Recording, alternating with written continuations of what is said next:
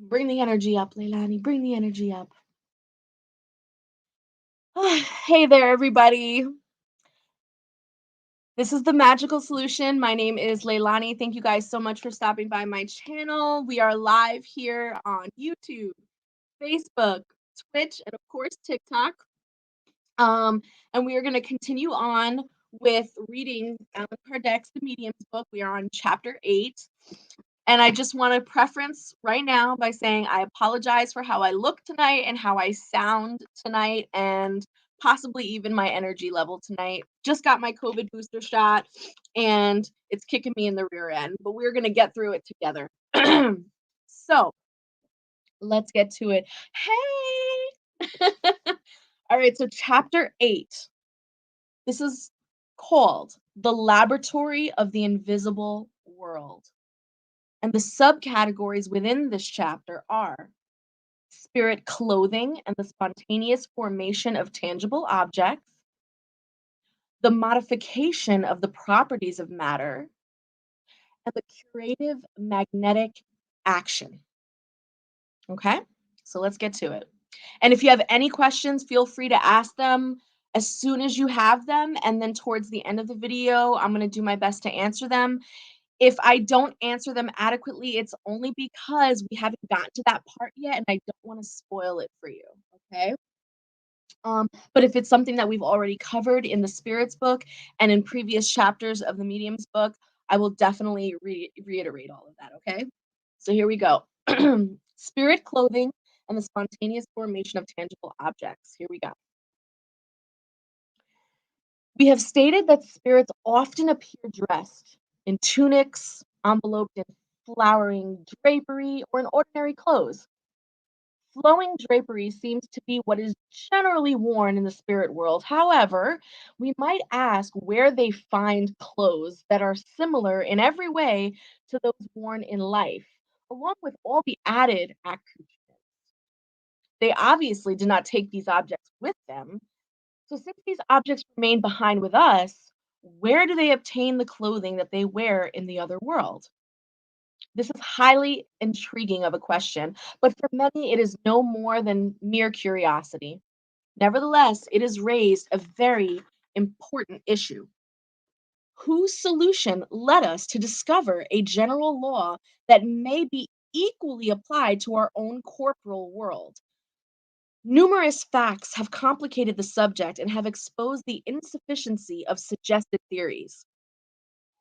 Up to a certain point, the existence of clothing per se would be acceptable because we could regard it as being in some way part of the individual. However, the same cannot be said regarding accoutrements such as a snuff box of the man who visited the ill lady discussed in the previous chapter.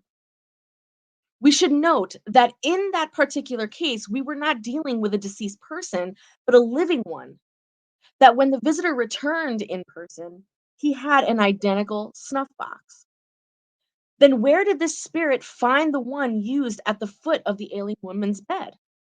We could cite numerous cases in which the spirits of both deceased and living individuals appeared with various objects such as sticks, weapons, tobacco, pipes, lanterns, books, etc.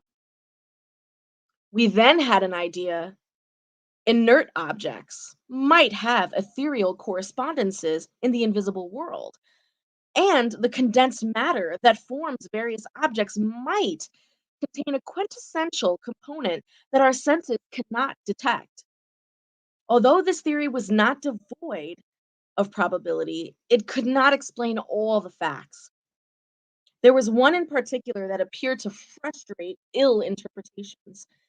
Until then, we had only dealt with images or appearances, and we had already seen that the Peri spirit can assume the properties of matter and render itself tangible.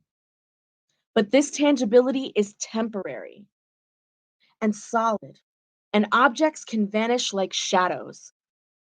Such a phenomenon is in and of itself quite extraordinary. But when it's even more impressive is the production of matter that remains solidified, which has been demonstrated by numerous authenticated occurrences, notably those involving direct writing, which we shall return to in a more detailed aspect later on. However, since this phenomenon are intimately connected to our present subject and represent one of its more positive manifestations, we shall anticipate the order by making a few preliminary remarks at this time.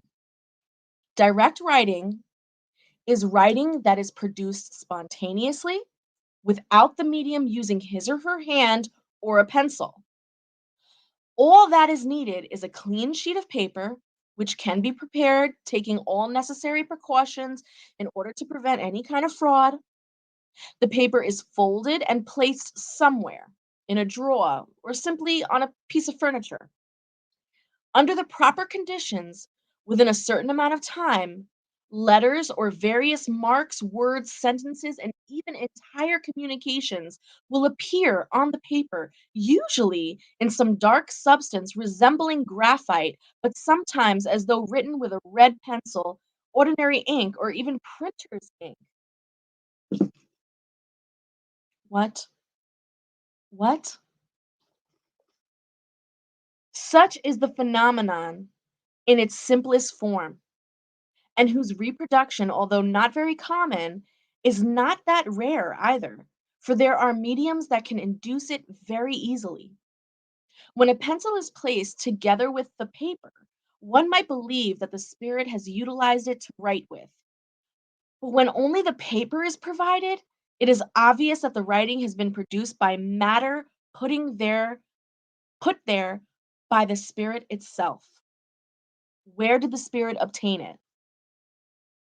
Were we led to the solution of this question by the snuff box example mentioned earlier? St. Louise gave us the solution with the following responses. Now, I'm assuming St. Louise is a spirit that he got a chance to interview. So let's see what he says about this issue. We have cited a case involving the apparition of a living person's spirit who carried a snuff box and took pinches from it now and then. Did it feel the same sensations that we would feel in such a case?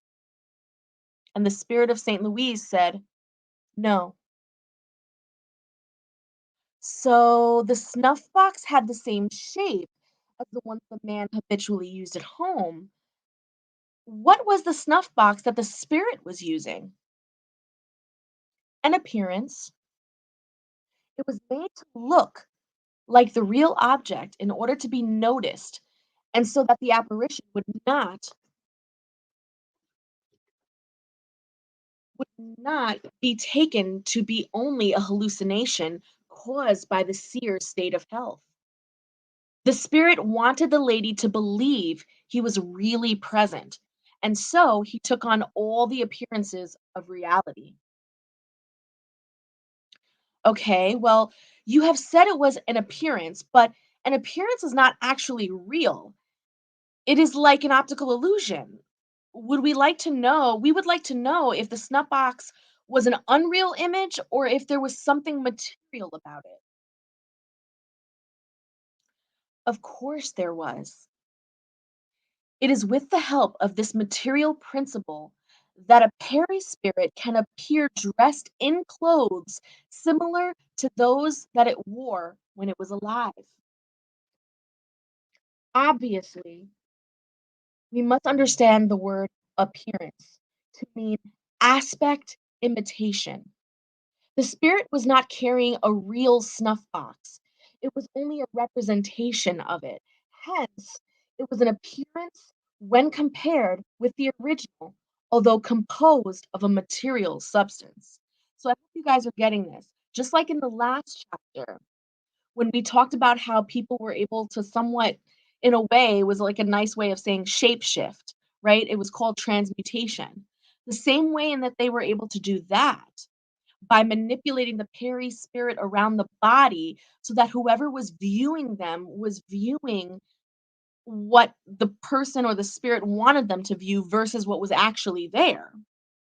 In the same way that they could do that, they were also able to to appear in all of the appearances that they would like when they were once alive. So the same clothes that they once wore, any jewelry that they used to like to wear, if they died during a time when they were really unhealthy and really sickly looking, or maybe they had cancer when they were, had loss of hair, maybe when they appear, instead they appear with their full hair, looking healthy, looking good.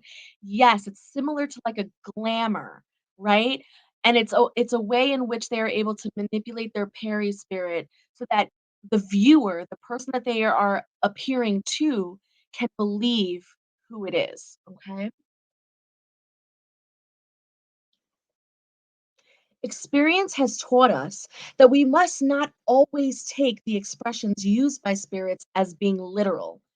If we interpret them according to our own ideas, we expose ourselves to very big mistakes. That is why we must get to the bottom of the meaning of their words whenever they present the least ambiguity. The spirits themselves constantly make this very recommendation. Without the above explanation, the word appearance, which is always used in similar cases, could be wrongly interpreted. So, could inert matter be reproduced? Like, could the invisible world contain essential matter that assumes the forms of the objects we see in this world? In other words, could the objects in this world have their etheric double in the invisible world in the same way that humans are represented by their spirits? Such is not the case. As spirit exerts a power over the material elements scattered throughout the space of your atmosphere, a power that you are far from having any inkling about. A spirit can concentrate these elements by using its will and give them the appearance that matches its intentions. That is deep, you guys. So, there's no double in from this perspective. So like my computer, there's no double computer in the spirit realm. There's no, my desk, my objects, my jewelry, all that stuff that doesn't exist in the spirit realm. Your spirit does. And the spirit itself has enough power with will, with intention, and of course, with the state of evolution of that spirit. Because remember, we're talking about spirits that can elevate and can move up this ladder. The higher up the elevation you go, the more power technically you have. So with that, the will and your intention, you can sort of create a facade. You can create an illusion for when it's time for you to manifest. So you can create your clothes, your jewelry, all that stuff. One may notice that this question was the translation of our thought involving the idea that we had already formed concerning the nature of spirit produced objects. If the answer had been a reflection of our own thought, as some have suggested, we would have received the confirmation of our theory instead of a contrary one. I would once more categorically state the question in order to avoid any misunderstanding. Are the clothes worn by spirits something real?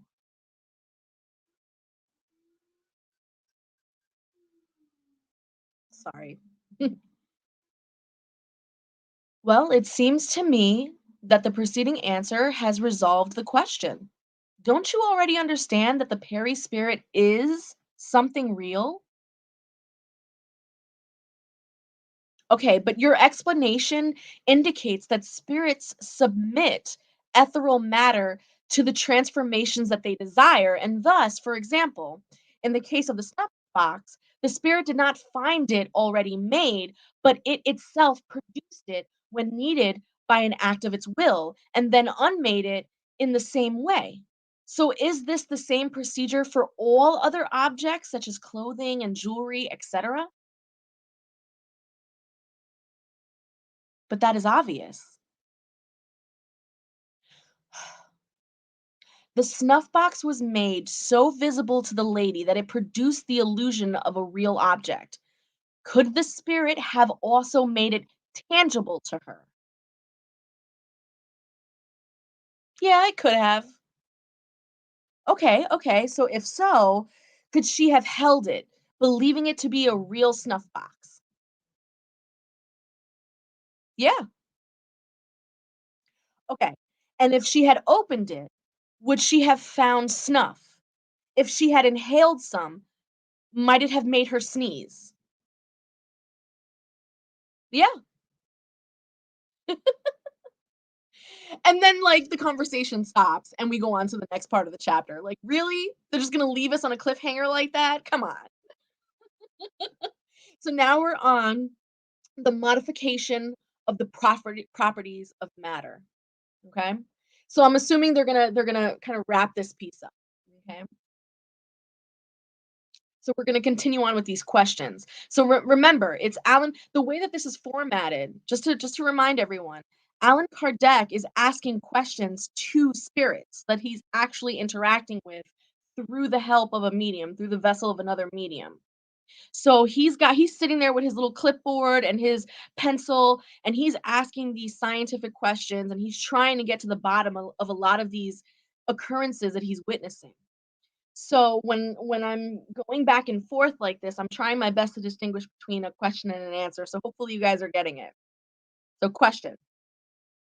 Okay, then a spirit doesn't merely form an object, but can endow it with its own particular properties? Yeah, if it wants to. It was due to the principle that I responded in the affirmative to the previous question. You will receive proof of the powerful actions that a spirit exerts over matter, and which you are far from imagining, as I have already stated. Okay, so let us suppose that a spirit wanted to make a noxious substance, which a person, when swallowed, would he or she be poisoned. A spirit can do that, but wouldn't, because it would not be allowed to.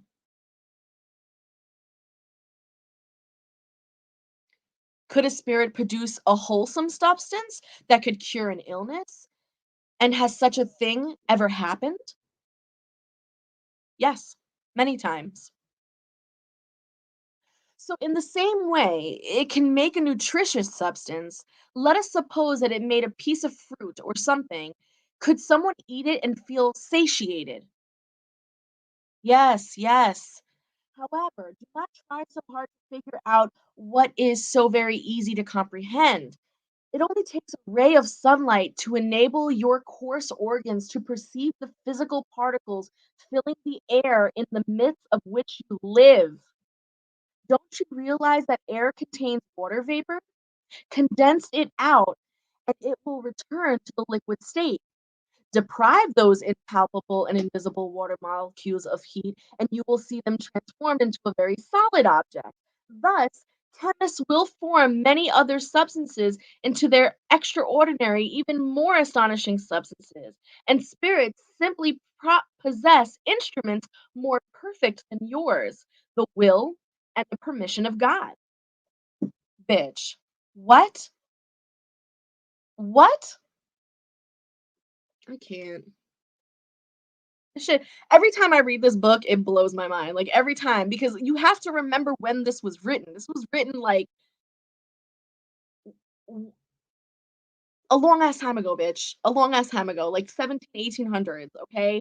And he's over here talking about condensed physical particles and all this like, are you serious? Anyway, the above question on satiety is very important in this matter. How can a substance whose existence and properties are merely temporary and somehow conventional produce satiety? When it reaches the stomach, the substance produces the feeling of satiety, but not the satiety that would normally result from fullness. If such a substance can act on the organic economy and modify a morbid state, it can also act upon the stomach and cause a feeling of satiety. But we would ask pharmacists and restaurant owners not to be jealous or think that spirits have arrived to compete with them. These cases are rare and exceptional and never depend on some individual's own will. Otherwise, everyone would be fed and healed too cheaply. Did you guys hear that? Now, please, please, for the love of all things good, don't be going out here talking about, I'm going to no longer eat or drink water because the sun, with the water in the air particles, and with God's will, and with the help of my spirits, I will feel satiated. Please do not do that. I really do not want to be over here feeling responsible for anybody's death. Okay? We are not doing that here. That is not being condoned. Okay? Get it together. Thank you. Already see the clocks turning, the wheels don't do this, okay? Mm-mm. Can the objects that have been rendered tangible by a spirit's will remain in such a state and be used? Yeah, that could happen, but it is never done, for it is outside ordinary laws. So, do all spirits possess the same degree of power for producing tangible objects? It is obvious that the more evolved a spirit is, the more easily it can do so, but it also depends on the circumstance. Less evolved spirits can possess such a power as well. Is a spirit always aware of the way in which it produces its clothes or the objects it renders visible? No. It is often aided in their formation by an instinctive action which it itself does not comprehend if it is not sufficiently enlightened.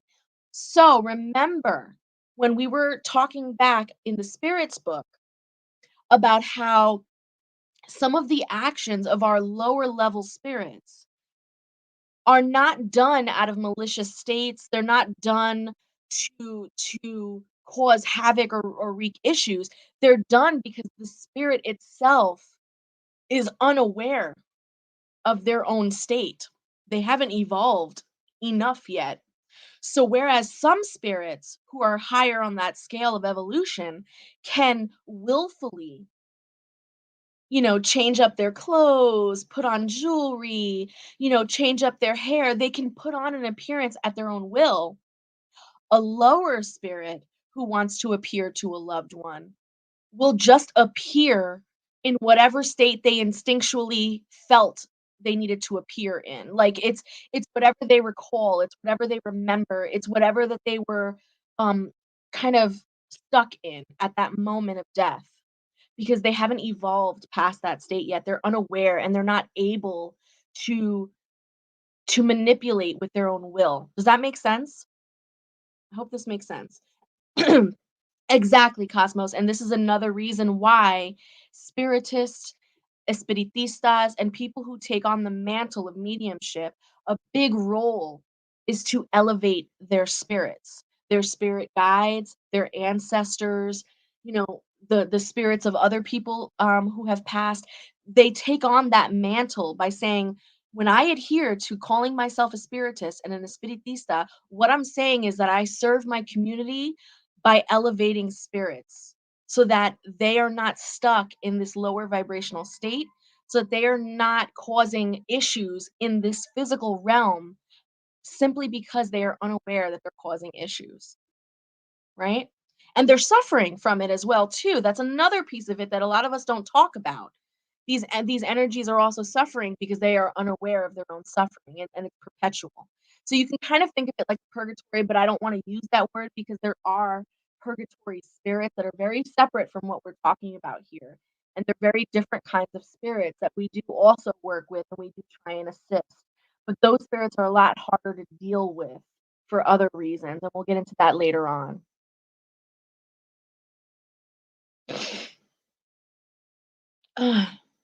If a spirit can draw from the universal element, the matter I'm sorry. Let me rephrase this. If a spirit can draw from the universal element the matter for such objects and give them a temporary reality with their own particular properties, can it also draw the matter needed to write with? Which would give us the key to the phenomenon of direct writing, of automatic writing. Finally, you have arrived at the correct point. This spirit is really condescending. I just kind of want to make that clear. The spirit of Saint Louise, he's kind of a dick. Um, in fact, this is exactly where we wanted to arrive at with all the previous questions, which proves that this spirit had read our thoughts. Question 18. If the matter used by a spirit has no permanence, why don't letters produced by direct writing disappear? Ooh, that's a really good question, right? So he's basically saying if spirits can produce clothes, if spirits can produce snuff boxes, and, and spirits can do this and make it look really, really, really real, but then when they disappear and they take all of those things with them, then how come when spirits produce ink writing, like automatic writing with ink, how come those letters don't disappear? Like, why doesn't that go somewhere when the spirit is done? Don't draw conclusions from words. To start with, I did not use the word never because I was referring to voluminous material objects. In the case of direct writing, however, these are signs that are useful to preserve, and so they are. What I meant to say was that the objects thus composed by a spirit cannot be made useful, since in reality they cannot possess the same aggregation of matter as your solid objects. The above explanation may be summarized as follows. The spirit acts upon matter, it draws from the universal cosmic matter as it pleases, the elements required to form objects with the appearance of various objects of the earth. It can also act through its will upon the elementary matter to cause an inner transformation that gives it certain properties.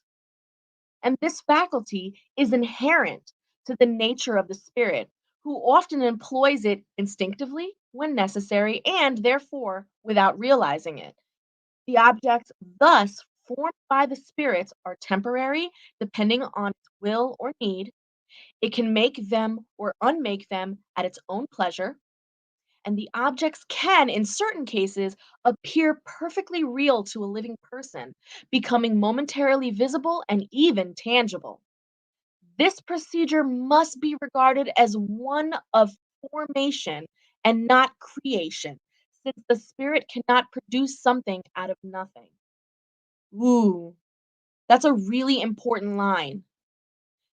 This procedure must be regarded as formation, not creation, because the spirit cannot produce something out of nothing. And that line right there distinguishes spirits from gods. Okay? That line right there. The existence of a unique elementary matter is today almost universally accepted by science and confirmed by the spirits, as we have just seen.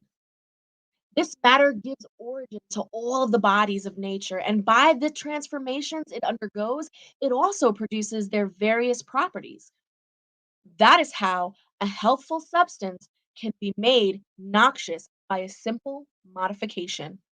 Chemistry itself has provided numerous such examples. Everyone knows that two harmless substances can be combined in certain proportions to result in something harmful. One part oxygen and two parts hydrogen, both harmless by themselves, form water, but by adding only one more atom of oxygen, we have a corrosive liquid.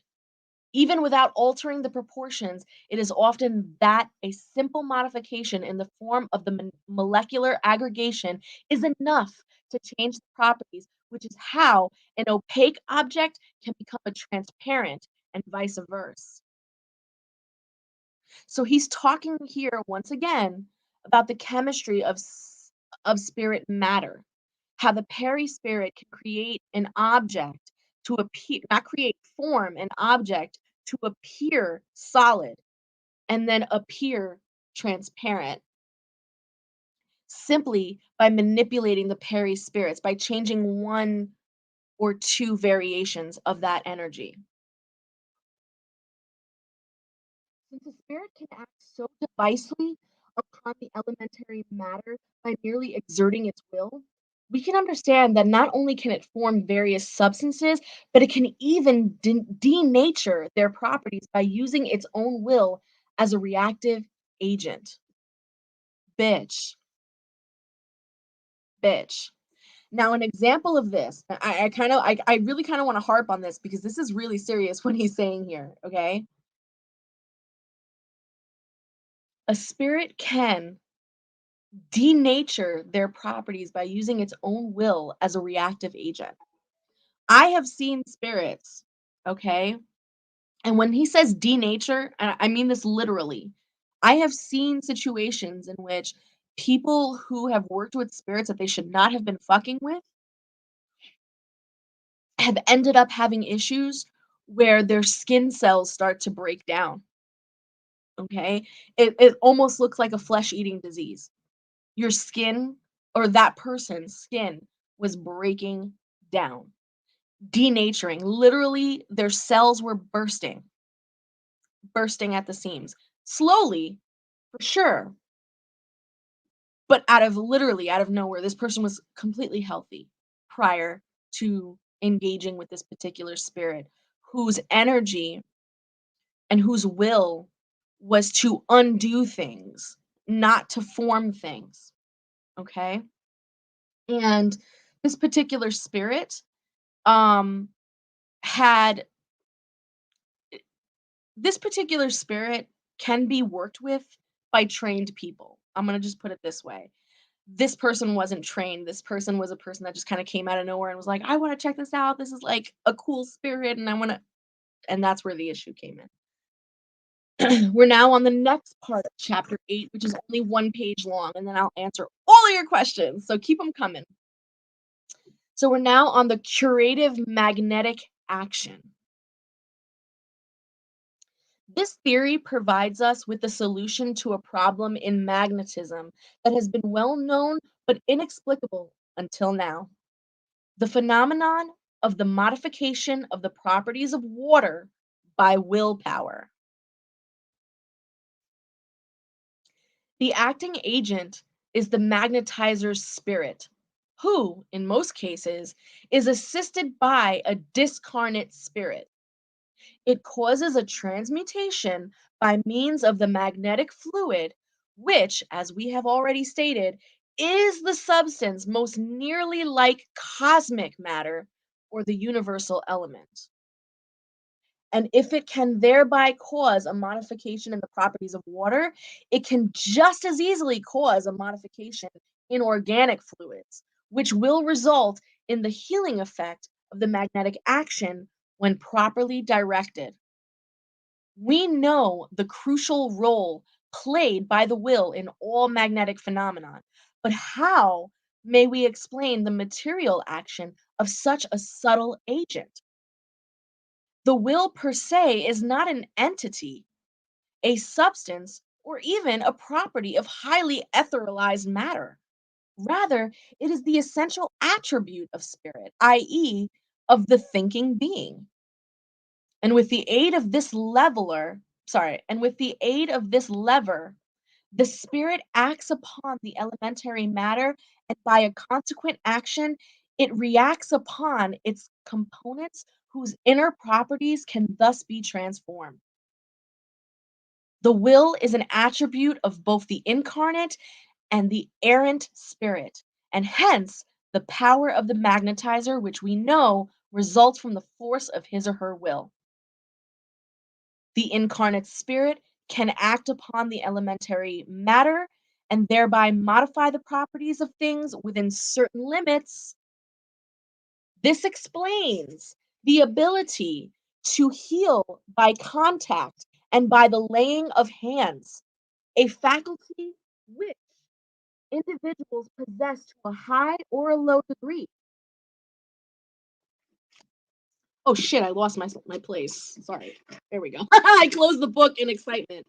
So that was the end of chapter 8. And so what he's talking about here is that there's a possibility, there's a theory, if you will, that the answer to a lot of these material manipulations, being able to, form objects in matter and make objects appear or disappear, that the answer may be held within the magnetic fluids. Now, when you go back to the spirits book, the first book that we read, he talks about the spiritual anatomy, right? And what the perispirit is made out of. And he talks about the electromagnetic field in its composition and what role it plays in the composition. So it is very likely that the spirits, according to this chapter now, are kind of manipulating their own electromagnetic field and sort of, harnessing it around certain objects or around certain thought forms to then materialize it, not materialize it, but to form it out of their own perispirit so that it looks tangible. That's a possible theory, and so far seems to be the one that holds the most water because electromagnetic, like, you it's in science across the board, you can see that this particular form of energy has these qualities and can already we've seen it already do this in various different experiments. Um, so, it seems to hold the most water. So, we have a few more minutes. Does anyone have any questions or wanna talk about anything? Yes. Oh my gosh, Cosmos, exactly. So that's another reason why spiritists and espiritistas have water, a vessel of water on our altars, whether it's one glass or several glasses.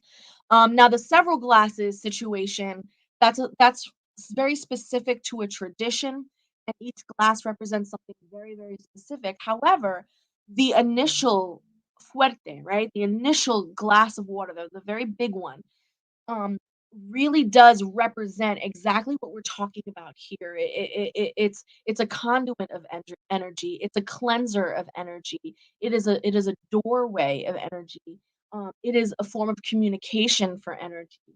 Um, it gives sustenance to spirits in order for them to communicate and to manipulate the world around them. Like, it has so many functions. That particular glass of water has so many functions and is so essential to our altar, um, because of how it helps the spirits and how it helps us and how it helps that interconnected relationship.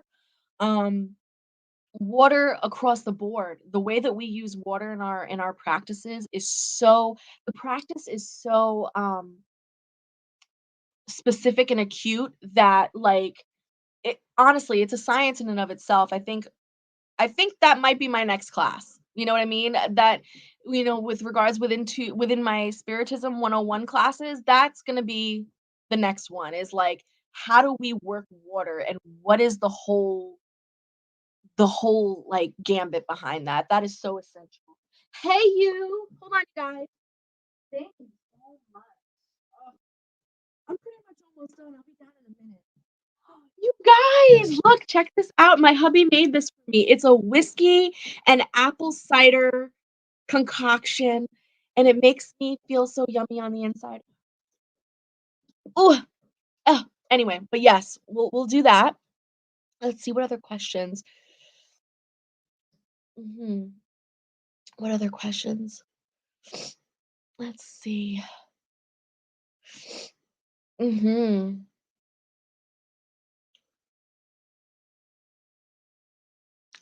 Yeah.